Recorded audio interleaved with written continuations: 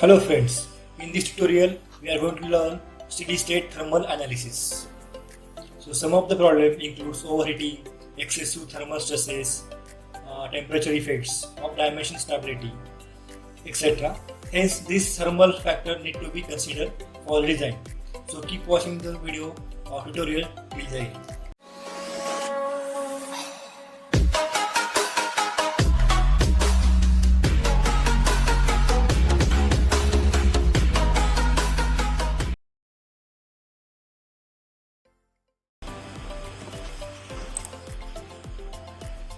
So learning in the video is introduction to steady state thermal analysis, heat transfer mechanisms, linear and non-linear heat transfer, structural thermal analogy, and we are going to solve one of the example, and then we have to validate the result by using conventional heat transfer equations.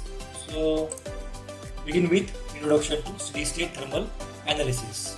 So steady state thermal analysis used to determine temperatures, thermal gradients, heat flow rates and heat fluxes in an object data caused by thermal loads and that do not vary over time.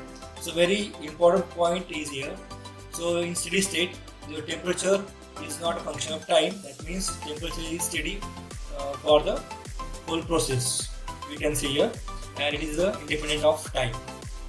So here we find many parameters like temperatures, distribution of thermal gradients, that is dt by dx, or rate of change of temperature over the length, then flow rates, then heat fluxes in the object.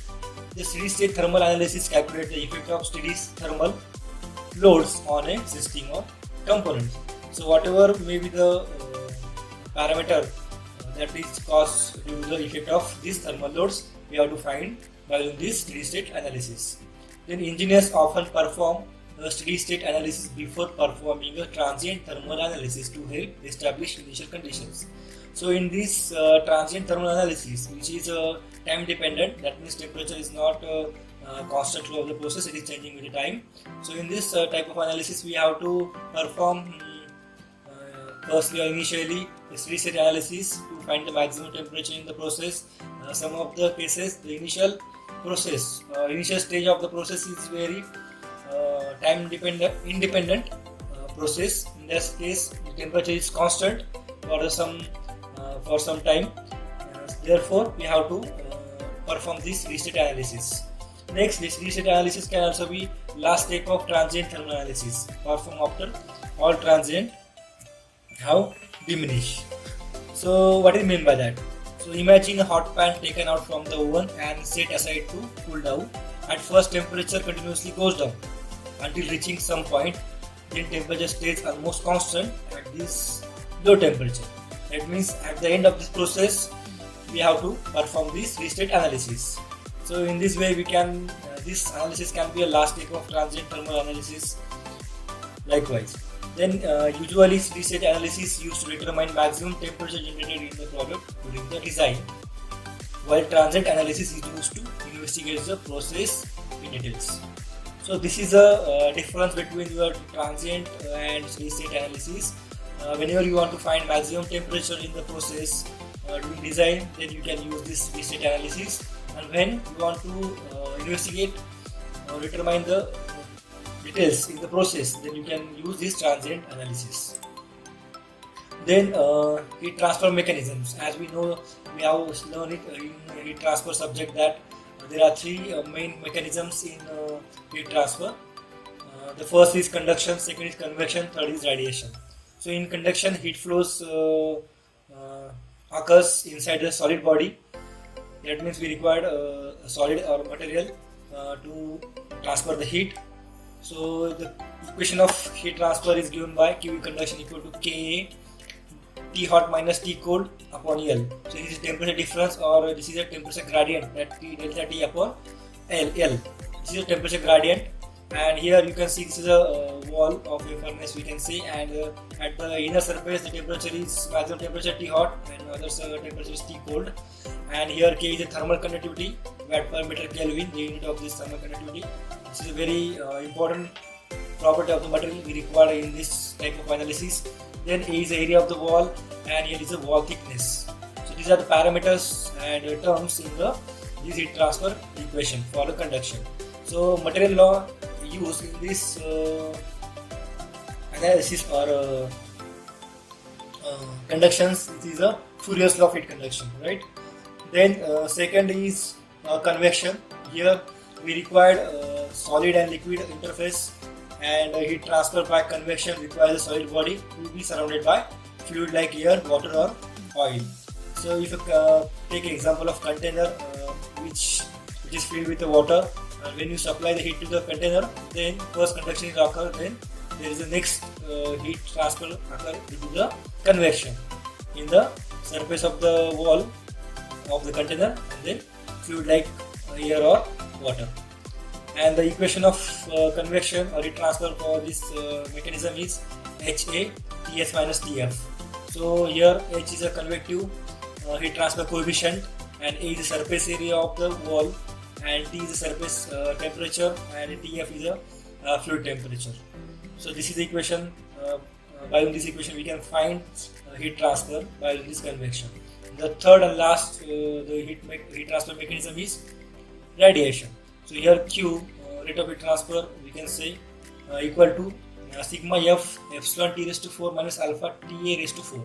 So here sigma is a Stepan-Boltzmann constant, and F is a radiation view factor, epsilon is emissivity, alpha is absorptivity, and T and Ta is temperature of object and ambient temperature respectively. So this is the three main mechanisms that is and in case of one more point I want to add this in this radiation mechanism. Here we don't want any medium, or it can be, the heat transfer can be occur through electromagnetic waves. So in case of medium or without medium can be heat transfer can be occur. This is the main mechanisms we have for heat transfer mechanisms. Right? Then linear and non-linear heat transfers. So heat transfer analysis can also be classified as linear, non-linear, considering material properties, heat transfer mechanisms and analysis conditions. So based on these three parameters, we can classify these analysis like linear or non-linear. So main of the factor is material properties. Then heat transfer is for conduction or convection, we can say it is a linear type of analysis, but in case of radiation it is a non-linear analysis. In analysis conditions. So these are the main parameters. Based on this we can differentiate this type of analysis. Then for linear heat transfer analysis, material properties are assumed to be constant and do not vary according to temperature. So whenever we consider linear type of analysis, we are going to assume that material property is constant, which is do not vary with the temperature.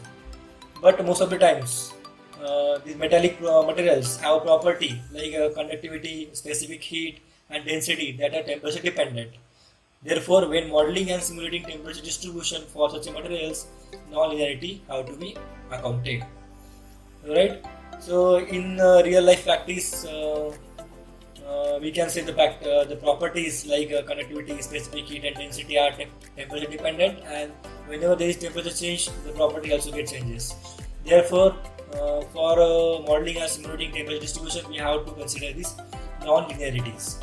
So although in real life temperature dependent material and having boundaries are more common, we have to simplify the problem, and in most cases we have to choose linear assumptions and obtain acceptable analysis results. So as we learned that there is a number of non-linearity and most of the property as temperature dependent, but we have to consider most of the problem as a linear problem. That means your materials do not change with the time or temperatures, and we have to obtain acceptable analysis results. So next is thermal and structural analogy. So thermal analysis is very analogous to structural analysis because they are based on the same concept and follow the same workflow.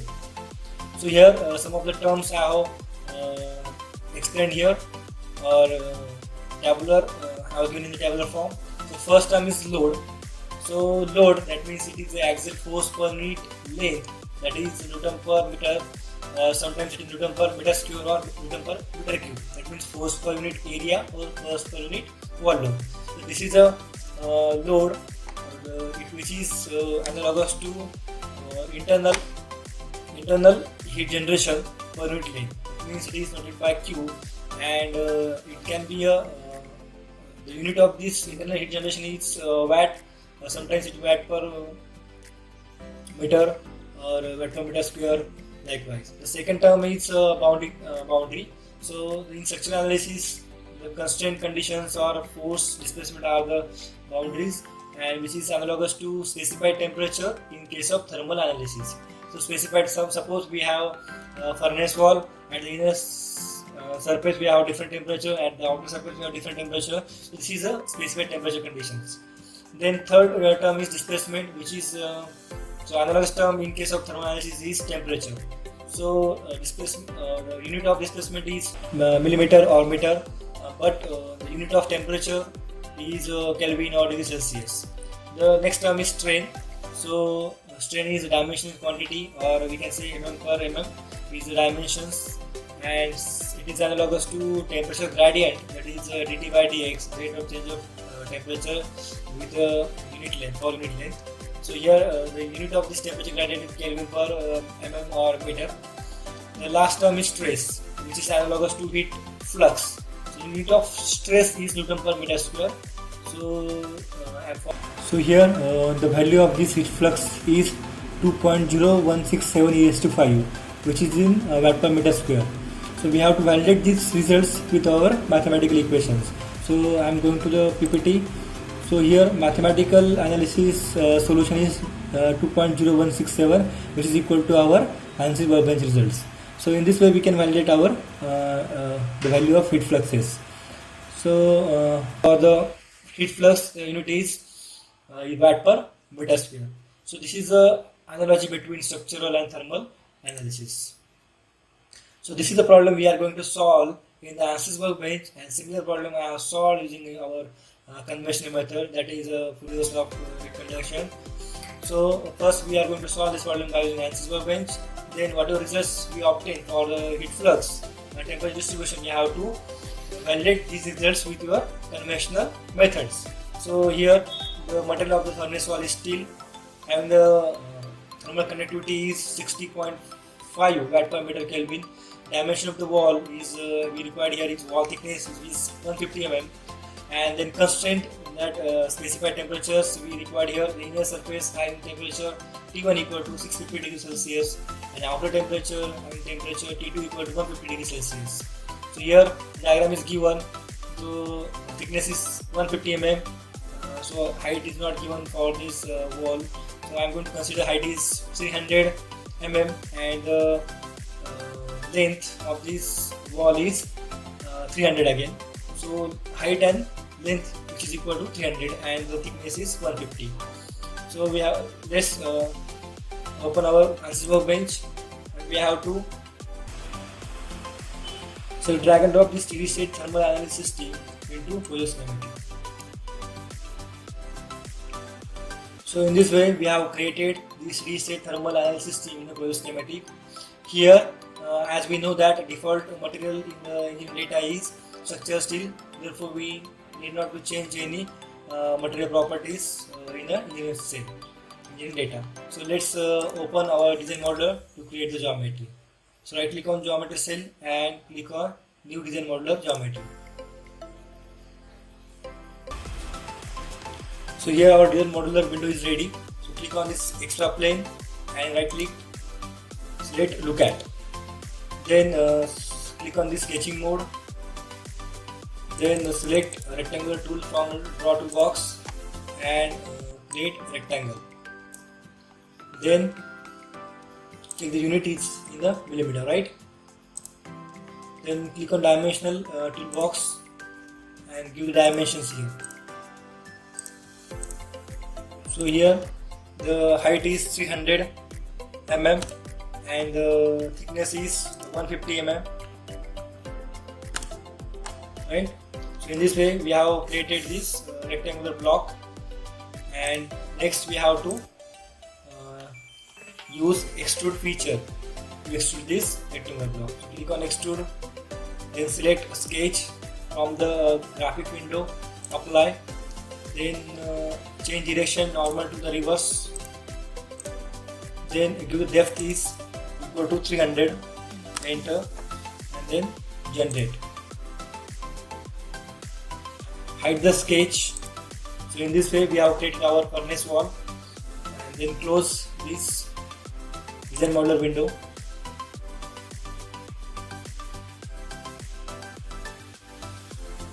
Then we have to assign some boundary condition, loading conditions. Therefore, open this model set. Double click on this model.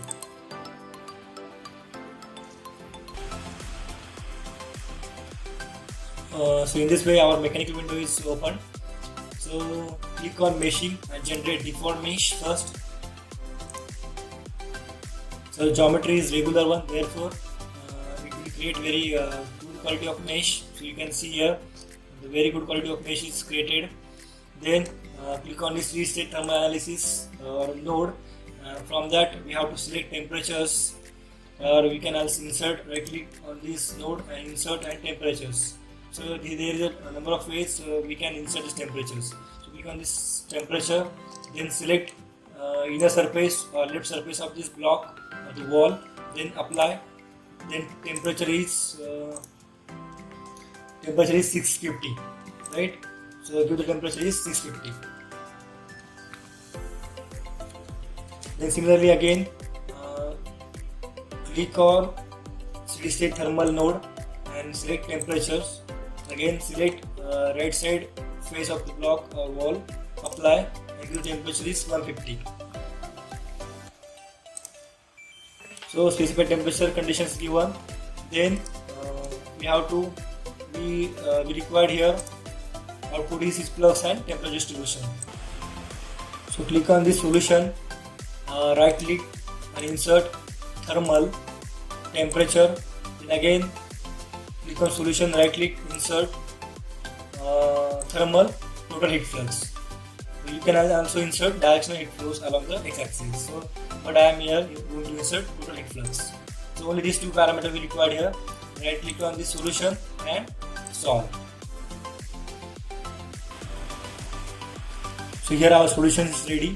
So first check this temperature distribution. So here you can see here maximum temperature is given to the left side of face of this wall. The inner face of the wall is 650, indicating by this red color, and then outer face of the wall is having temperature is 150. So in this way the temperature is distributed along the wall. So if you want to see the maximum and minimum temperature, again you can click on this probe, you select this maximum, then it will show the maximum temperature region. When you click on this minimum, then it will show you the minimum temperature region. Similarly, if you want to see the temperature distribution across the wall, then you choose this probe, and you can see the temperatures at different locations along the wall. So also this color band also indicating the temperature distribution. So how the temperature is distributed along the wall of the furnace. Then click on this total heat flux. Before that we can animate this. So click on this animation. So you will see how this temperature is distributed. Right. Next, click on this total heat flux. We have to see the heat flux in the wall. So here heat flux is constant throughout the wall, which is equal to 0.2, but the unit of this heat flux is watt per mm square. So I am going to change unit is here metric in meter. So here the value of this heat flux is 2.0167 e⁵, which is in watt per meter square. So we have to validate these results with our mathematical equations. So I am going to the PPT. So here mathematical analysis solution is 2.0167, which is equal to our ANSYS Workbench results. So in this way we can validate our the value of heat fluxes. So again you can see here heat flux is constant throughout the wall because this is a linear type of analysis. Therefore we have not considered any non-linearity. Therefore it is not showing any changes in the heat fluxes. So I hope you learn the basics idea of this analysis, how it can be performed, and you enjoyed it. So if you like my video, please subscribe and share. Thank you.